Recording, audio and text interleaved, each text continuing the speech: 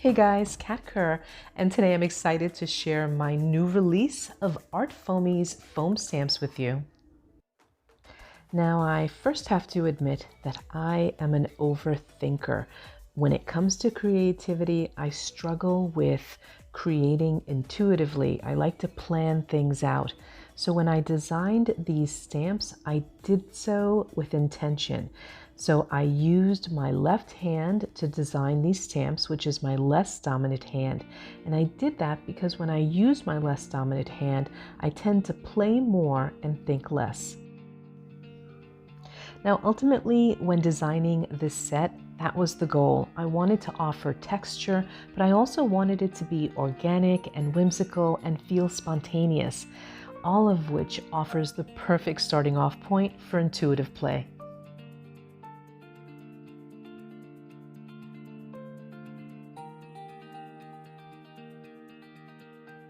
Now, one of my favorite things to do with foam stamps has to be monoprinting. And here I just wanted to give you a quick little overview of what the stamp looks like on its own and also in a monoprint. Now keep in mind, just because you're working with a thin or a small stamp doesn't mean that you can't fill a whole plate with it. Repetition is always a wonderful way to use your foam stamps when monoprinting. This is such a fun and easy way to create a background.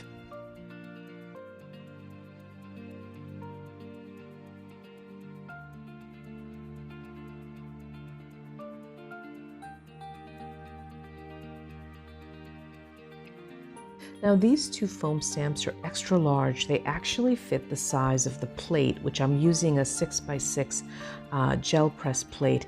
And it's so easy to make a background. Add acrylic paint, press the foam stamp into the paint, pull a print, and you're done. And I couldn't even fit the total size of the stamp on that piece of cardstock, but I did just a little bit just so that you can get an idea of what it looks like.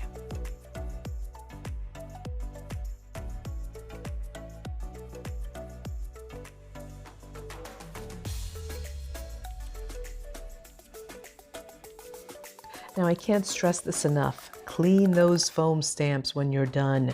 And I'm pretty lazy, so I just keep a water bucket next to me.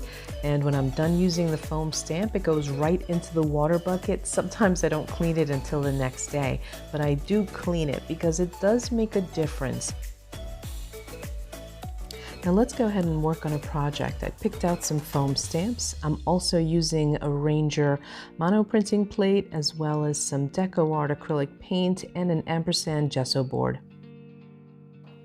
Now I added some acrylic paint to the monoprinting plate, pressed my inchworm foam stamp, and I kept stamping it onto a piece of paper on the side to remove the paint that was building on that foam stamp so that I could get a nice crisp image.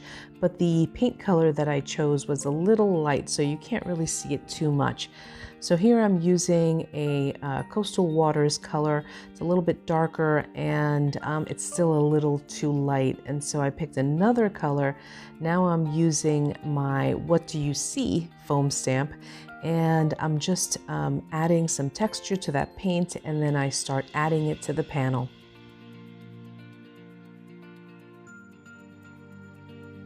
Now that I have a couple of layers on that panel, I decided to use my What Do You See stamp to create a pattern on the top of that panel.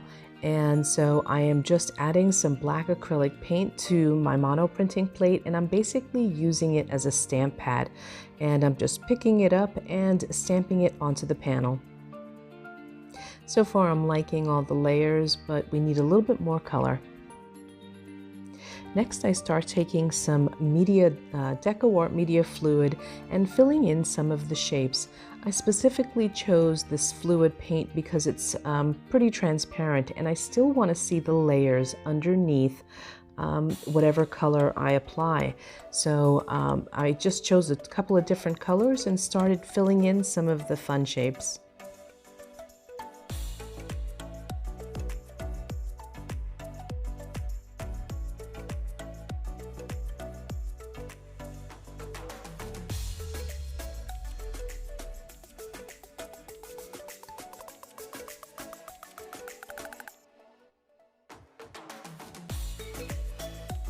Next up, I use a white Sharpie for some mark making, and then I move on to a permanent black fine tip marker.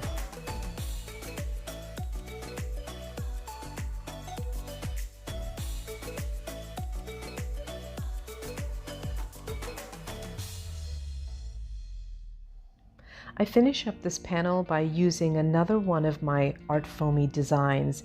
It's a text and it reads Seeker. And I stamp it and then I use that white Sharpie to go around the letters, and then this art panel is done.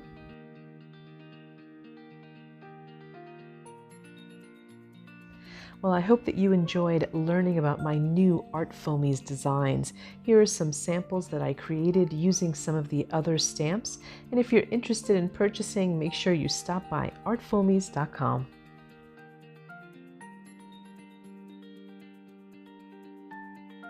For a complete list of materials used in this tutorial, check out that description below. Thanks for watching.